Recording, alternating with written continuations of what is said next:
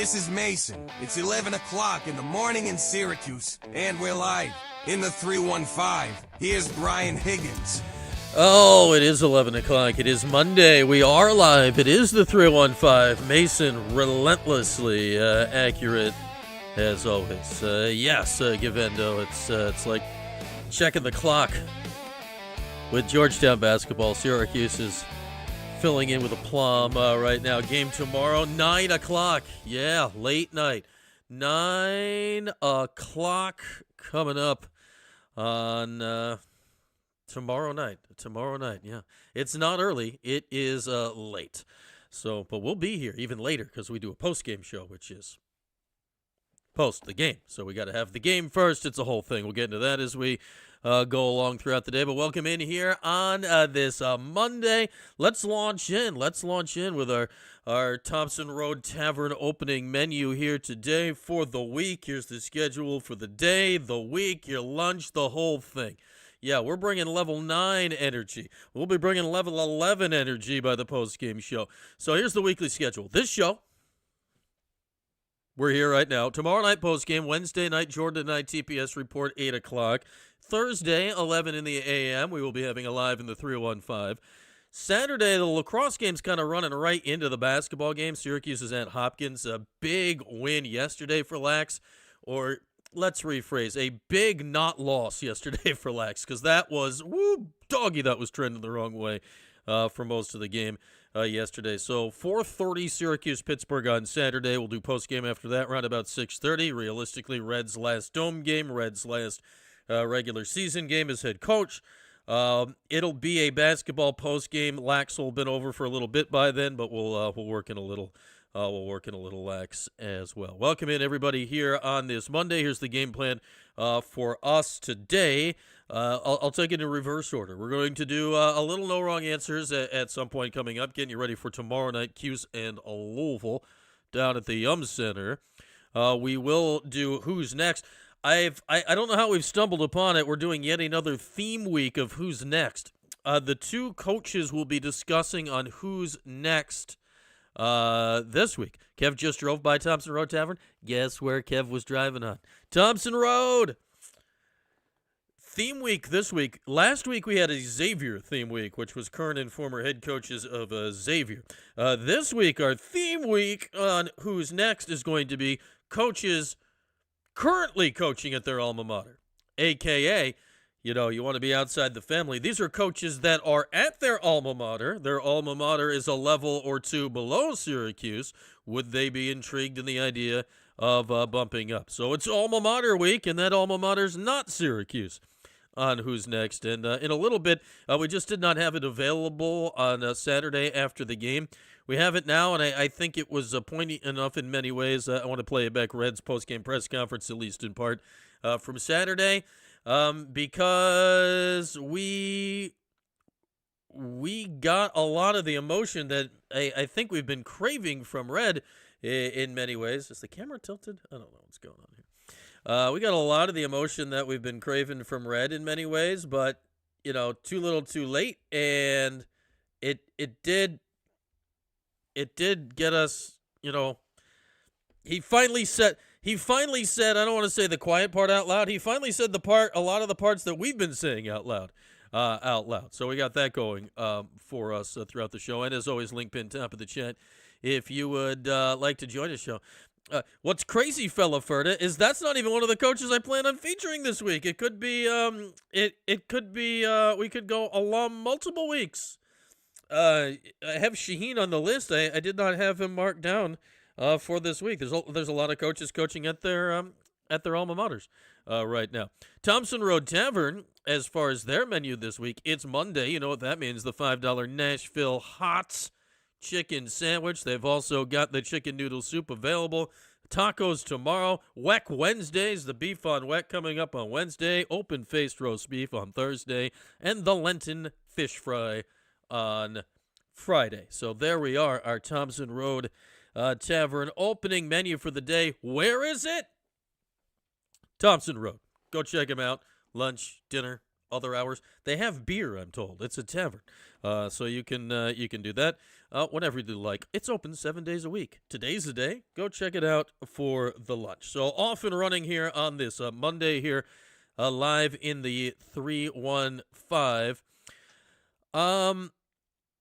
Yeah. It's just like this weekend was weird, right? Like, yeah, Syracuse lost in about as predictable as a way as you could have gotten on Saturday. Got unconscious from 3 in the first half. You knew that wasn't going to continue in the second half. The lead disappears. Not that it was large to begin with, and the defense crumbled and fell into the abyss. And Kid Navy, it really does feel in many ways like the team is just so, not everybody, but enough of the team to totally affect its performance is completely checked out by now. Lax had a wild weekend. We were busy yesterday, so no post-game show, but caught the end of the Lax game. They're down 8-4 to Penn in, I cannot call a game on the first day of March must win, but you just lost 2. You'd lost to Harvard. You'd lost to Princeton on Friday. In the Princeton loss, not only did you lose, you did not look good. Through 3 quarters of the game yesterday, or 2.5 quarters at minimum, the offense looked like the offense was not in attendance. It's 8-4. 2/3 of the way through the third quarter, and just nothing's going on offense. But they claw back. You get the great Billy Dwan spinning pole goal to tie the game at 8.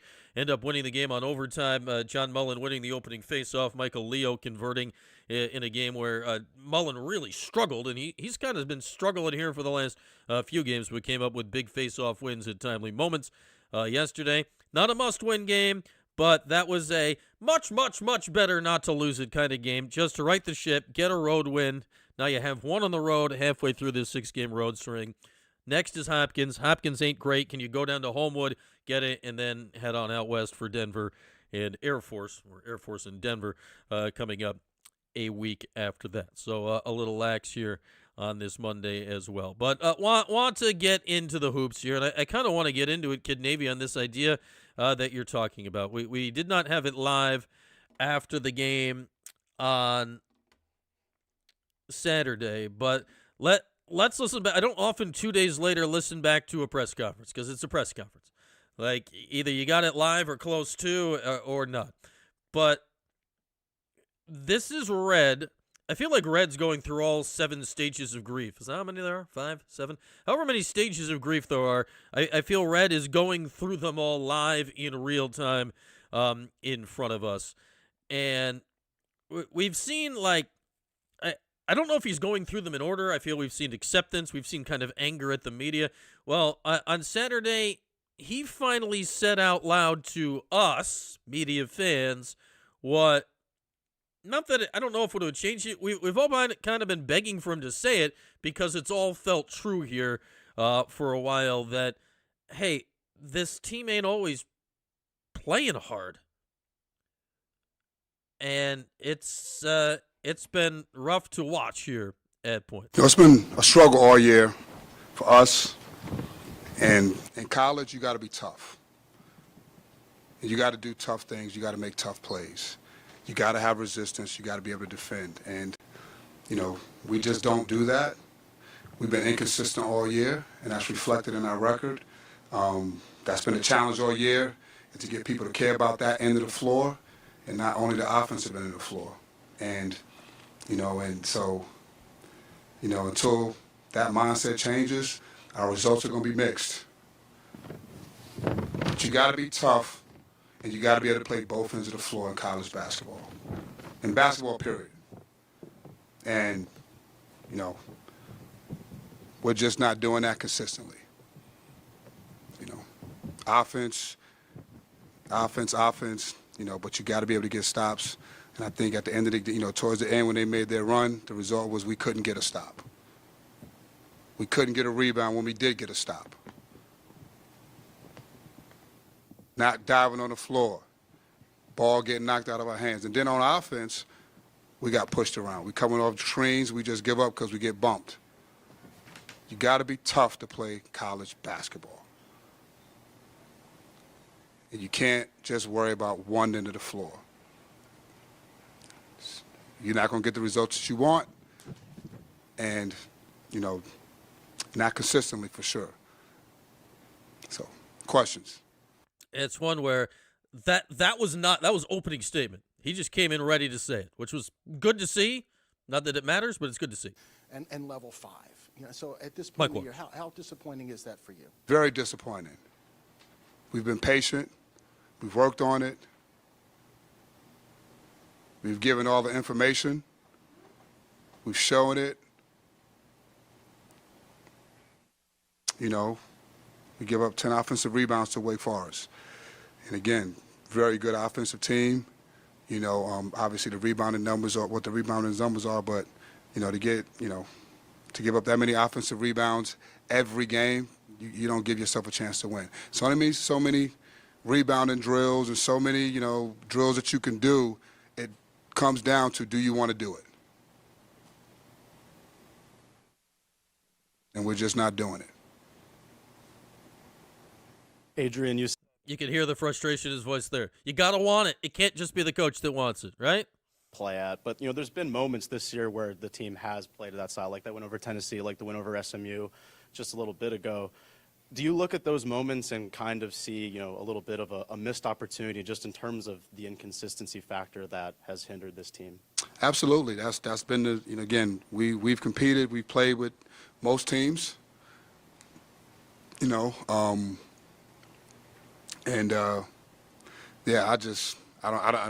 this is a choice that every player has to make.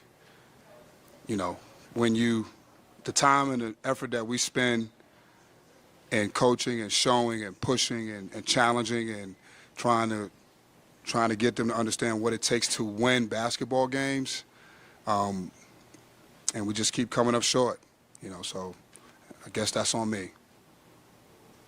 Coach, over the last two. You can hear the frustration there, and yeah, it's on Red.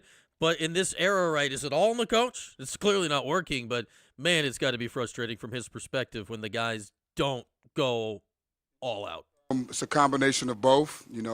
Obviously, coaching is part of it, and then the preparation is there.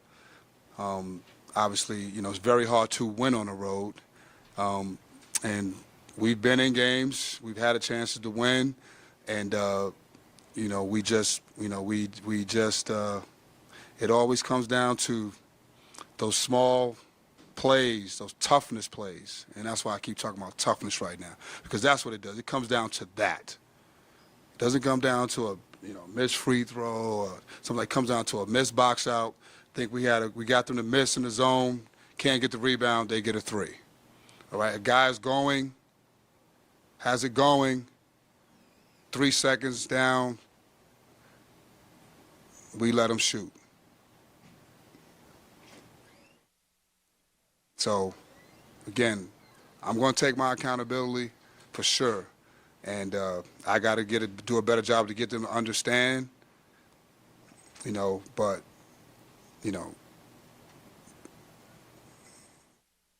the toughness part is just you got to have it. You got to have it. At this point, Who knows if it would have changed anything, right? You wish you would have heard this side of Red 3 months ago instead of level 5 and dips and all that. Not going to stop. I'm going to keep pushing them. I don't know how many times I keep coming up here saying the same thing, and then today is the first day that, I'm just going to say what it is. They put themselves in position. We've been in games pretty much all year. You take 3 or 4 away, we've been in games, and momentum swings or whatever you want to call it, that's what's happened, and I call that the toughness part. Thank you. You're welcome. He's not actually. JJ obviously struggled today. What was going on with him? Was it anything special Wake Forest was doing to him on defense? No, I mean, again, he didn't make shots. I thought for the most part, I try to tell all these guys that you can still impact the game even when you're not scoring. You can still impact the game even when you're not scoring. In particular, JJ, I thought JJ took his shots. They just didn't fall. And, I don't think Wake Forest did anything different. You know, he got to where he needed to get to. He just didn't finish. But, you know, that's not the story. That's not the story. The story is you got to be tough and you got to make plays when they need to be made, and it's not always offense. Until that mindset changes, you know, we're going to be inconsistent. And it can change, and it should change, because we've been too close too many times. Too many times. And it's not always offense. It's the stuff that we need to do defensively to give ourselves more offensive possessions, to give ourselves more of a chance. And then when it is tight, we got to get the ball. We can't let people push us off and not get the ball. We got to finish strong around the rim. So, you know, those are the things that we've talked about all year long. All year long. So, thank you. All right, there he is. Red from after the game on Saturday. And, man, you know, was this going to work out? Had Red let out his frustration about that stuff earlier? No, probably not. But I think as far as the idea of us seeing where he was coming from, right, and understanding that, hey, I'm trying to get him to do the right thing. Now, what's the coaching part of it? What's the player part of it? It's some of all of them. Like, nobody's blameless here when it comes down to it. And maybe Red just cannot reach them in the way that they need to be reached here in this modern era. And you mentioned NIL, and it's 2026. Like, a lot has changed since Red graduated in 1994. Like, a lot has changed in college basketball, college athletics. A lot has changed when he got into coaching with Syracuse back in 2010 or whatever it was. Like, a lot has changed when you look back over the time period of all of this. Maybe he hasn't adjusted, I don't know, but you can tell, like, as frustrating as it is for us to watch the games and wondering, like, okay, why are they not doing this? Why are they not doing that? And I think, like, the immediate thing that has happened is the blame all gets lumped on Red. Well, he's the head coach. Obviously, a lot should go there. But I would love to know, and it's impossible to know, you know, I'd love to know the percentage of the idea that, all right, this is what the players have been asked to do, taught to do, told to do, and this is what they're doing. Like, how much were they given the information and did not, you know, act upon it? And this is why, you know, in a lot of cases, right, you don't want to be the guy that follows the guy. Jim Boeheim, for a lot of things, you know, he got the players very often to act on the information, right? However he went about it, he got the players to act on the information. And it's not working that way for Red. I don't know how much is the information he's giving versus their ability to act on it or not. And I think here in this era, you probably need to get the players to act on the information in a different way than Jim Boeheim did for many decades at the top. So I think that's why it will be fascinating to see not only who the next head coach is going to be, but, you know, in this era, what's their temperament? What's their leadership style? We've seen, right, on the football field, Fran Brown, now, didn't work out for wins this last year, right? But Fran Brown is going about it in as modern a way as absolutely possible. Fran's going about it in, you know, you know, what's the phrase? You meet them where they are, right? Like, Fran's not asking them to get on his level. He goes and gets on their level. And whether we agree with that or not, that's just kind of the way it is right now. And it feels like the next head coach is going to have to embrace the idea of it and realistically have already embraced the idea of it. And I think that's why when we look at some of these names on here, like the idea of somebody younger is intriguing for that reason. Like, can you meet this group where they are in order to lead them where they need to go? It's not easy. It's not easy at all. But can you do that and get these guys where they need to go? You can see the frustration in Red, and it's kind of interesting. Ever since I'd say that it was a week ago today, right? He did that ACC Zoom and there will be no Red ACC Zoom today. Well, there will be, but it's just, I think they change the times on this thing every freaking week. Red's time today is like 12:45 or something. We'll be long done. And unfortunately, they're doing one for the right before the ACC women's basketball tournament. Felicia Leggett-Jack will be receiving votes at minimum for Coach of the Year in the ACC, an award she won a few years ago after Syracuse certainly exceeded expectations this year. I turned in my ballot for that last night. Oh, I grinded on it. For some reason, you vote 3 coaches, 1, 2, 3 for Coach of the Year. It used to be 5. That seemed excessive back when the league was 15 to vote a third of the coaches for Coach of the Year. I put FLJ second on my list in the ACC this year in turning in the ballot yesterday. She'll be doing a media Zoom at like 12:38. Not at all specific later today, so unfortunately no way to get either of those to you live today, but if anything interesting comes out of them, we'll certainly deliver in various ways throughout the week. Women, when are the women playing? The women are playing Thursday. They got the 7 seed in the ACC tournament. They're playing. I'm going to increase the octave of my voice until I find out what time they're playing. Is it 7:30 on Thursday? What time are the women playing on Thursday? Scrolling. The women are playing 5 o'clock. 5 o'clock on Thursday. The women will be playing their first game of the ACC tournament. So something to keep an eye on Thursday. With them going first. Who did I vote first, Sean Lewis? I voted Megan Duffy of Virginia Tech first, is who I voted first. I voted Megan Duffy of Virginia Tech. It actually came down to both had teams that pretty significantly exceeded expectations this year. So I said, you know what a good tiebreaker is? Because they literally are tied in the league. Both went 12-6 in the league this year. You know what a good tiebreaker is? Turns out they played each other in a game of basketball, I think, and Virginia Tech won that game by 20. So that's how we determined that. Very, very thorough voting process. Is it Cal or Wake? I've lost the bracket. Where's the bracket? Come here, bracket. I got an email about it last night, didn't I? It's somewhere. Hang on. Scrolling.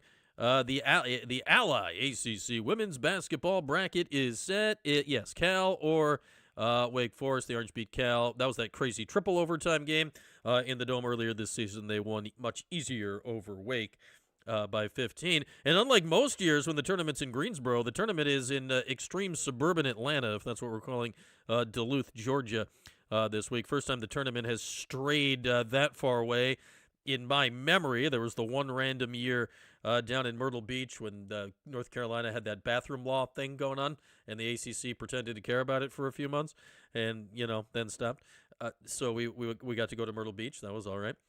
And now they're in Georgia, so it will not be just all fans from the Carolina team. So that'll be interesting. I'll be intrigued to see how it draws at somewhere that is not Greensboro this year. Weeze hates the basketball season. It's not been fun, Weeze. It's not been fun. There are 3 or 4 games left, right? Tomorrow, Louisville. Saturday, Pittsburgh. Tuesday, someone.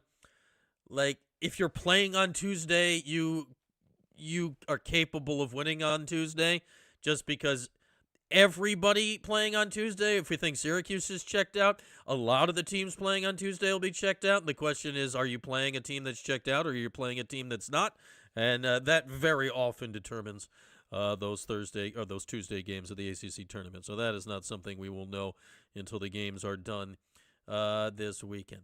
Yes, a Gas South Arena, Sean Lewis is the name of it. Not Northern Gas, Southern Gas. They're in like Gwinnett County, right? It's where the Braves' new stadium is. Like, talk about suburban sprawl. Like Atlanta, there's Atlanta and there's Atlanta. They're in Atlanta, but it's not technically Atlanta. So I'll be intrigued to see how well it does because, Greensboro, for as much crap as we give the state of Carolina and all that stuff. Greensboro was always a very good host for the ACC tournament, and you got into the routine and the rhythms of it all. But the Coliseum itself, it's a pretty old building, and it was always just like, it did not feel like the other fan bases really got to be included in stuff, and it never moved around. And it was just like, after all the years in the Big East where the tournament was always in Hartford, which we understand why, but so I'll be intrigued to see how it does. Like Georgia Tech, like their fans will obviously be the closest. They're not going to fill the building. When the title game is Duke and Louisville or whatever it is, what's the crowd going to be like? And that'll kind of determine if it makes sense to move it all over the place. Oh man, the amount of games I've seen there's nothing where in this freaking league of the ACC, there is no worse fans in the ACC than the NC State women's basketball fans, like these. Like just the elderly ACC women's basketball fans who, to their credit, they buy the thing. They buy the full package and they go to every freaking game. But they are the most and I'm not speaking like in generalities. It was like the same people in the same seats every year that were like the most obnoxious sporting fans in life. And the amount they got on cue and the whole thing for just, existing south of the Mason-Dixon line, the whole thing just was distasteful. But that's neither here nor there. So we'll see how it goes in extremely suburban Atlanta coming up. You did get used to the rhythm of it at Greensboro. And, man, the media snack table, unparalleled. So hopefully they bring that to I won't be there to partake. But, man, like, you talk about like a full-size movie theater thing of M&Ms that you could just walk by and snack. I'm telling you. Outstanding. And, there was it was nice to have the comfort. You stay at the same hotel and the whole thing. But, isn't the whole point? Like, the league is huge now. You got to spread your wings. Stretch it out. The league's going from coast to coast. Talk about the idea before, the coaches need to meet the players where they are.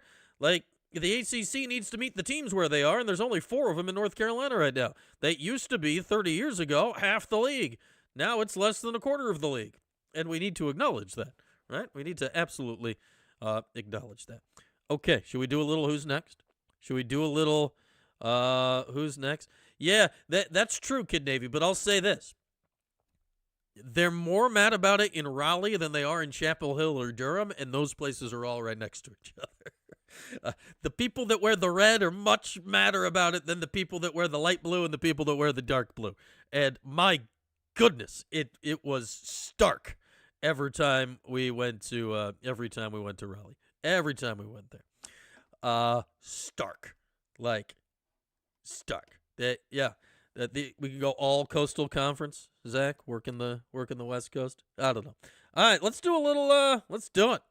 We've heard from Red. We've complained about the state of North Carolina, so we're right on path for a normal start to the week. Yeah, the Guard like that'll never, like the old Big East tournament at MSG, that'll never be topped. Like that can't be. That was so good and so right and fit the league so well. Like that can't be topped. Even if you put the ACC tournament there, it wouldn't be the same. Like, they obviously tried it at Barclays, and that was double not the same. You were not in MSG, and it was just a weak approximation of the whole thing. But anyway, it is very possible that we have something resembling 8 or 9 days left in the Adrian Autry era of Syracuse basketball, which means today, and my how time flies, we started this back in January, and today is March. This already is our 10th installment of Who's Next. Mason here. It's time to continue our search for the next Syracuse basketball head coach. With today's candidate, here's Brian. Alrighty, who's next time? It's theme week. Yet another theme week. It's alumni week. Last week we did Xavier week. We told you about a former and current Xavier head coach, the former head coach Travis Steele, still undefeated at Miami of Ohio. They are pulling games out of nowhere recently. We also talked a little bit about Richard Pitino. This week we're going to talk about a pair of coaches. One young and newish to the game, one pretty well seasoned. And we'll kind of go in, chronological order. Young guy first, older guy. I don't want to say old, but older guy later. We're going to tell you this week, as we groove as we always do to the start of Who's Next. We're going to tell you this week about two guys that are currently coaching their alma mater. When we talk about on Thursday, it's not his first head coaching job. He's had a taste of the big time before. Now he's having great success at a mid-major level. The one we are going to talk about today is currently enjoying excellent success in his third year at his first head coaching job and his alma mater, and that is the head coach of one George Mason University. Today's Who's Next is one of the stars of the 2006 George Mason Jim Larrañaga crazy run to the Final Four team. Today's Who's Next is one Tony Skinn, the head coach of George Mason. So Tony Skinn is going to be the guy we focus on in Who's Next today. Currently has George Mason at 22-7, and his third year as head coach of the Patriots has been north of 20 wins now in all 3 years in charge of his alma mater. So I think what's interesting about this here, when we look at Tony Skinn and we look at coaches at their alma mater, is that when we talk about Syracuse, right, and the idea of, Boeheim for many, many years, Jerry potentially going forward, what we've just had with Red, we talk about it with Hop, all of these people that for most of their sake, their end goal, their big goal was getting the head coaching job at their alma mater. Obviously, Jim did it back in 76 and then did it for a long, long, long, long time. Hop was the coach in waiting for a minute, clearly very badly for at least a long time, wanted to and thought he was going to be the head coach at his alma mater. The last time the job was open 3 years ago, it came down to two former Syracuse players who were current Syracuse assistants, and that was Red and Jerry. Now, we arrive at the point where I think a lot of people want to move away from it. The question now with a guy like Tony Skinn, and in this situation, is that he's at George Mason. George Mason's a good job. George Mason's been a very successful mid-major program more often than not. He played on a Final Four team. His head coach certainly made it big at a high level. His head coach was Jim Larrañaga, who turned that run in 06 to the great success he then had for a long time at Miami before recently retiring last season. So would a guy like Tony Skinn, who's clearly not at the upper echelon of the coaching business or basketball business right now, what is his end goal? Is his goal to coach at his alma mater at George Mason? Let's say that's the goal of Tony Skinn, that this was his dream job. He wanted to get back to his alma mater. He wanted to coach at George Mason. He wanted to do it up. He wanted to coach at George Mason. He wanted to be in Fairfax, Virginia, coaching for George Mason. Tony right now is 43 years old.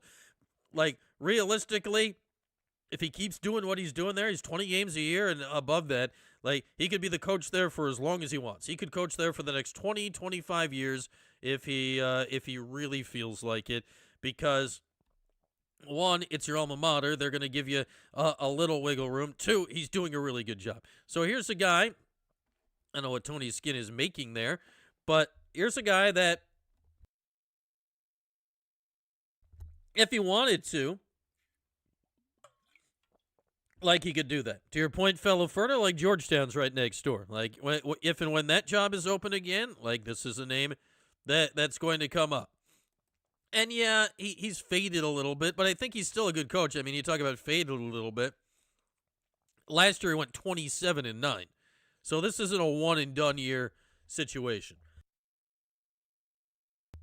Pardon me, Tony Skinn. Making the throat a little itchy. But he's an interesting case. Would I put him at the top of the list? Not necessarily, but here's a guy that I'm kind of intrigued by his background here when you dig into it a little bit. People he's worked under. He spent 3 years as an assistant at Seton Hall for Kevin Willard. Willard then moved on to Maryland. Tony took a year pit stop at Ohio State and then reunited with Willard at Maryland, which then eventually led Willard is now the Villanova head coach, and Skin got the job here at George Mason. So he's worked under I'd say a reasonably successful major level head coach, right, in Kevin Willard. Willard hasn't had the greatest success, but he's done a very solid job at several places now for a long time, and has got Villanova decently back on track at this point after they fell apart. So Tony Skin has learned from Kevin Willard, which seems like a good place to go to learn things. Tony Skin played for Jim Larrañaga. I'd like to think that we can all agree that if you played for Jim Larrañaga and learned anything from that Jim, that would be useful things to have learned or known about to kind of build your career as a basketball coach, which I think is interesting. So this is a guy whose background is interesting. Now, Tony Skin did get a contract extension after last year through 2030, but you've got to figure at George Mason that it's not necessarily a huge deal. What am I looking at? Oh, he's making $1.7 million this year. Good for Tony Skin at George Mason. But it's obviously something that, if he wants to step up a level, but that's a nice salary at that level. If this is what I'm reading is correct, that he's making $1.7 million at that year. So he's an interesting case, as are guys like this. Guys that are succeeding at their alma mater when their alma mater isn't at the highest level. Is that where they want to be, or are they intrigued by taking the step up? Tony's also a guy that he's younger. He's 43 years old. So you look at guys on the list, obviously that's kind of in the same age range as Jerry, who we've talked about. Brian Hodgson is give or take that same age, right? How old is Brian Hodgson? Brian Hodgson is currently, he's only 38 years old. So yeah, like when you're working around, we talked about Richard Pitino the other day. He's in his early 40s. Travis Steele's not that old. We've talked about a lot of guys that are kind of right around 40, a little bit older than 40. So I like the idea of that, because when we were talking about Red, and not that Red's old, he just sort of had his birthday. He's a leap baby. But Red's 4 now. I think Red's 54 now is what he is. So that decade, 15-year difference here in this modern era with NIL and communication and the whole thing, like, that is potentially meaningful. You might need to Fran Brown it and meet these guys where they're at in the, social media, NIL, just the era that we're all in right now. So I think when you look at a guy like Skin or Hodgson or some of these, quote unquote younger guys, that I find to be an interesting factor in his favor. So, like, is a guy like Tony Skin going to get the job? I wouldn't guess that, but I find him to be an interesting candidate, because he's a guy that's like, whatever the last month has been, who cares? Like, he's a guy that's, on the rise. He's taken his alma mater. He's done nice things with it here of late. Let's see. I'm not sure what George Mason was up to before he got the gig. I don't know if he rescued it from anything or not. Let's see. What was George Mason up to before Tony Skin took over in lovely Fairfax, Virginia? He took over for Kim English, who left there and then went up to Providence, right, and is about to be fired from there. So he took over a 20-win team. So it's not like he had to turn things around. I forgot that Paul Hewitt followed Jim Larrañaga, George Mason. Man, didn't remember that former Siena head coach, Georgia Tech head coach, Paul Hewitt. So yeah, it's possible Kim English is about to get shown the door at Providence, but Skin's a guy that he's done well here at a school that he knows, and is he intrigued about going to the next level? If that level is Georgetown, if it's does he want to step up to that level? Is he intrigued at the idea of the ACC? Not that any of the Mid-Atlantic jobs in the ACC are currently available or right now. So is he a guy that I think Syracuse will hire? No, not necessarily, but I like exploring guys of his ilk in his age range and in his success range. I know some people saying, "Oh, you got to hire someone that's been successful at the Power 5 level." Great. Like, that's hard to do.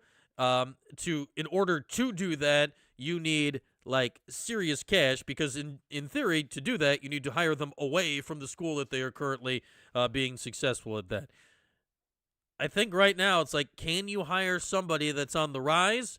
And this is why we keep coming back to Brian Hodgson, I think, for a lot of reasons, is can you hire somebody that wants to be at Syracuse? Would Tony Skinn want to be at Syracuse? I don't know. I know Brian Hodgson wants to be at Syracuse. So a little Tony Skinn, who's next, everybody, today, as we do Alma Mater Week. Guys that are having success at their alma mater, mid-major type levels.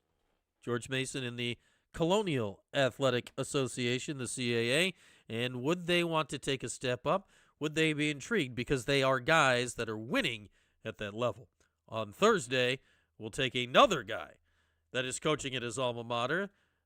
Though he had the major job, it was going okay, then it stopped going okay. He ended up back at his alma mater, and it's going very, very well. We'll tell you about him when we come back on Thursday. There we are. A little Who's Next today with Tony Skinn. Okay, Tony Skinn. Oh, yeah, Matt and Why theme weeks. We hip like that. Theme weeks. And I'll be intrigued to see how many more of these weeks we're going to have of Who's Next, because we got at least one more. Next week, at least two more, and then realistically, the job's going to be open. We may need to be very nimble with Who's Next after the job comes open and we start really hearing a little bit what's going on out there. The current chancellor did allude late in February that the announcement should come next month. Next month, late in February, is March, so tomorrow's March. I don't know. Is that... I haven't seen anything officially out there. Is that happening tomorrow, Matt NY? It keeps sounding like that's happening sooner than later. Again, even if it's exactly what we think it's going to be, with just promoting from within, just at this point, to know that helps put your ducks at least a little bit in a row for where it's going to be. So even if it goes chancellor, basketball coach, athletic director in that order, if the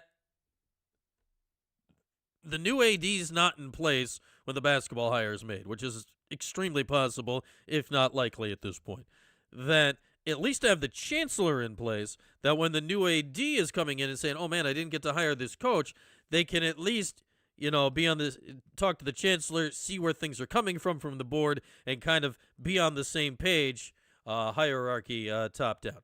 So that just to have it said out loud at this point, we very badly need, as a Syracuse community, something needs to be said out loud at this point. Just out loud, it needs to be said. And done. And it just these other hires, I get the gears of academia move slowly, and, for the actual university, do you need to have a chancellor announced now or in May? Is there that big of a difference? No. But for this other stuff, sports moves a lot faster than academics. Sports is moving, academics is moving. So, but in this case, the academic side of things needs to hurry the F up so we can get ready to do the other stuff that needs to be done for the athletic department, because what do they always say? What's the front porch to a university? Your sports teams. What's the main front porch for Syracuse? It is basketball. The front porch is in disrepair right now. We need to get it going. I still got to ask, fella Ferda. Like, you got to make the ask, whether or not it's going to happen or not. If I don't ask, then I can't tell them how wrong they all were. I'm not going to second guess this. We first guess it, and then it goes wrong, and then we're like, I told you so. I'm much more in the I told you so market than the second guessing market. Yeah, like, it's out there where Kent's going next, and he's still on this job until the end of June. So, and Syracuse has known that Kent was leaving since May last year. Was it May, June, whatever, a long time ago. Like, it's like, come on, you guys know the answer. If it's the answer we all think it is, and it sounds like, and, you know, the vice chancellor's just getting bumped up to the big chair, great, whatever. Say it out loud and get it moving so other major decisions can happen. Yeah, why second guess when you can first guess? What do you think no wrong answers is? We're wrong all the damn time. Who cares? Yeah, just announce everybody all at once and be like, it would be great if you announced them all at once, but that is the how Syracuse would it be to announce them all at once, and that's where they all just meet for the first time? We could be like, hey, so who hired us? Fascinating. Nice to meet you. Man, I hope this doesn't go terribly wrong. Oh, man. It would be a like, I know that's not going to happen, but that would be so Syracusey. Just like, it's a triple press conference, and they've never met before. Oh, it would be fantastic. I'd watch the crap out of that. Oh, I would have comments and comments. Yeah, if the front porch was an all-winter herringbone flooring, it could also help recall the whimsy of the Boston Garden, which is winning basketball, right? So I think that I think it fits, Weeze. More herringbone, less waiting for frickin' decisions to be made. Action! We need action. And here's what we need, because here's what I know, is that tomorrow night, Syracuse is playing a basketball game. And, yeah, and when I say night, I mean night. 9 o'clock, Syracuse and Louisville. And I think we all have a pretty good sense of what's going to happen in the game tomorrow night. But still, we must tell you in advance. Hi, Mason again. It's time to find out exactly what's going to happen in the next Syracuse game. This is No Wrong Answers. Here's Brian. It is no wrong answer. Syracuse, Louisville, Tuesday night, 9 o'clock time on the U. Oh, man. It's late. No wrong answers. Cuse in Louisville. We know Syracuse is rolling in, having lost, is it 3 in a row? Yeah, 3 in a row. At this point, 2 games left in the regular season, at least one more down in Charlotte at the ACC tournament. That game, the at least one more, will be a week from tomorrow. As far as Louisville, they're, I don't know what to make of Louisville right now.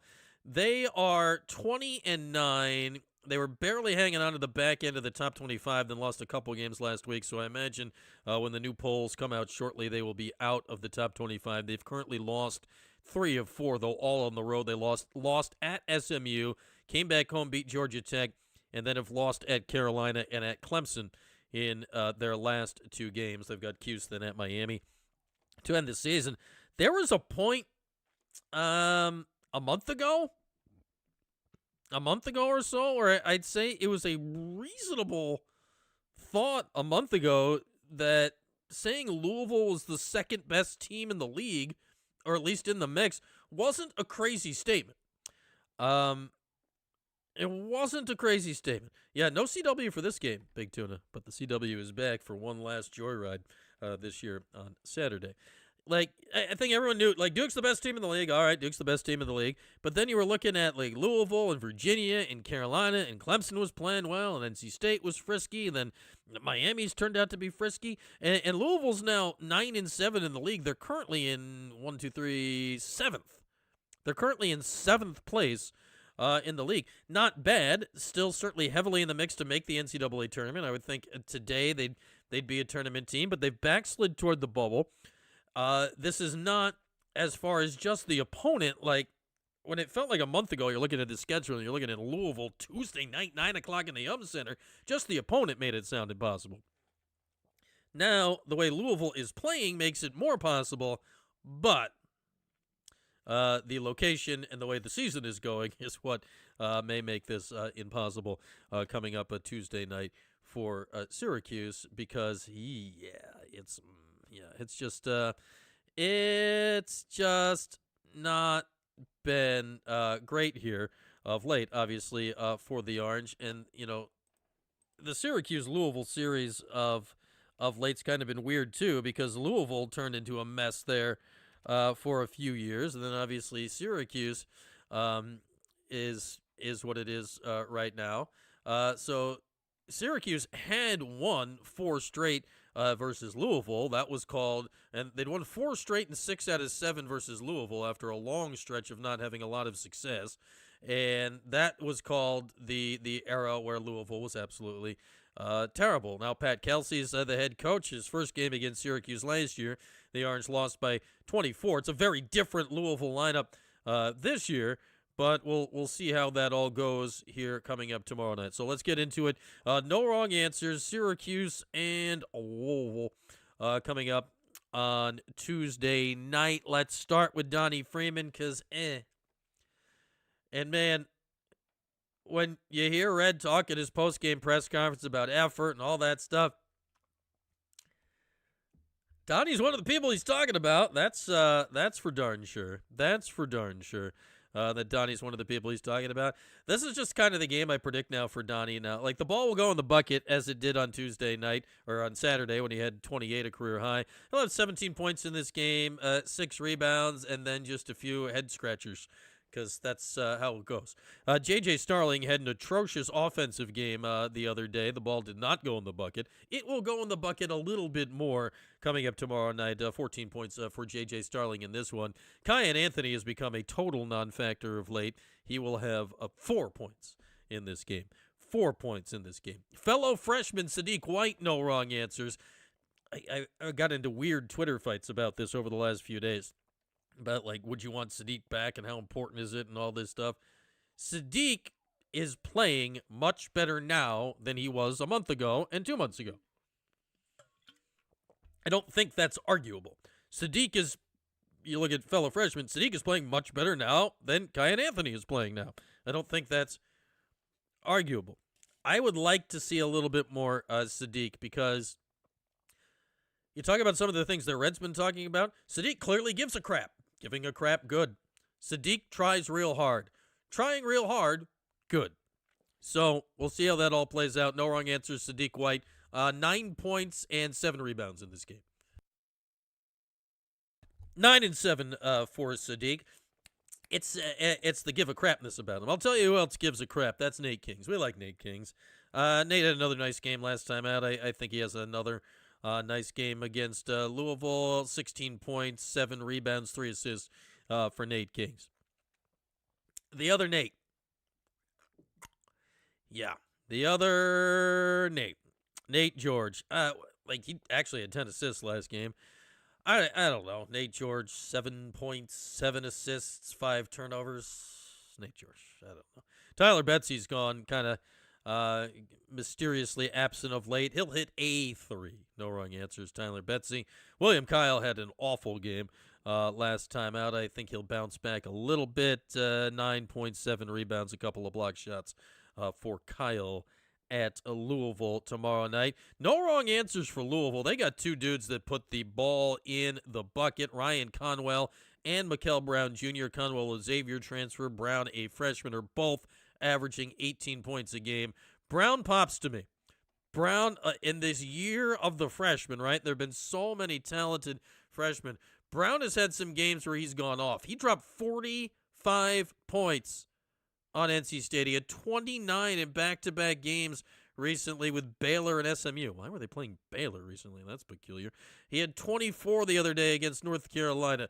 This guy can put the ball in the bucket. the Orange, talking about effort and give a crapness and whatever, the Orange are going to have to give a crap to stop Mikael Brown coming up tomorrow night. No wrong answers, 32 for Brown. Yeah, that's just kind of where we're at with the stopping of players that want to put the ball in the bucket right now. 32 points in the game for the freshman Brown coming up. All right, let's pop it in the pot. Let's stir it around. Let's see what the final result looks like. No wrong answers Tuesday night. This was always, I don't even care if Syracuse was good. Tuesday night, 9 o'clock in the Yum Center. This is not an easy spot.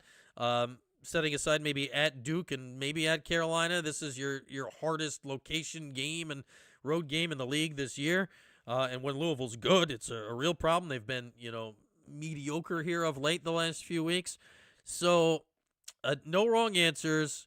Syracuse and Louisville. Syracuse's defense has gone totally MIA.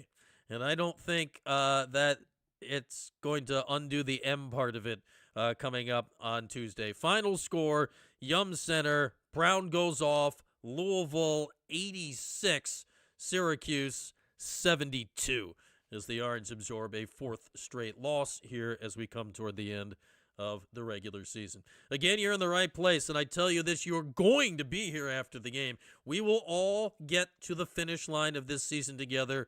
This is a group effort. This is a collaborative effort. I will not let our group give up on this season, in that we will be here and do the shows, not that it's going anywhere. We will not give up in our participation of this Syracuse basketball season, and gosh darn it, if that means staying up past midnight tomorrow night and being exhausted all day on Wednesday because of it, then that is what we're going to do.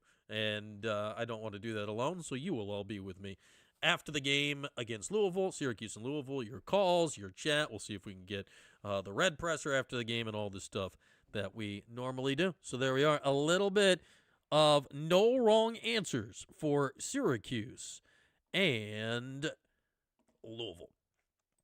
And it's just fun to say Louisville, as we all know. Unpopular take from Weeze. If they don't land a home run, head coach Red is getting an extra year, if not both. What's the hurry? The hurry is that the fan base is losing its damn mind. That's the hurry. Yeah, I'm staring into your soul, Q Sports Snore.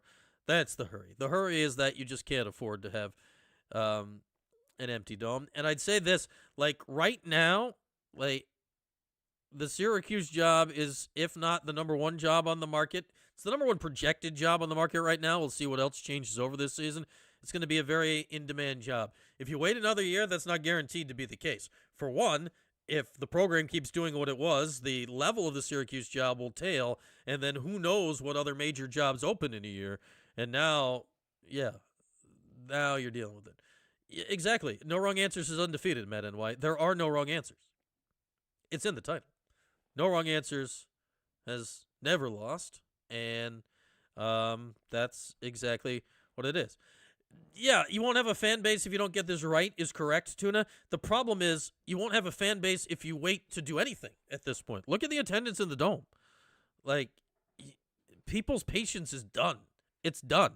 At this point, you got to make a move to make it. You also need to get it right, but the time is now. We've reached the time to do it right now. So we'll see how that all goes coming up. So there we are. No wrong answers. What do we got coming up here this week? We'll be back with you for post-game tomorrow. We've got the TPS report coming on Wednesday night, and then we will be live in the 315 coming up again on Thursday. Should we meet the newest member of the show? No? Okay, we have a new member to introduce to the show. We'll do that maybe later in the week. With that, have a good day, everybody. We'll be back here tomorrow night after Syracuse and Louisville.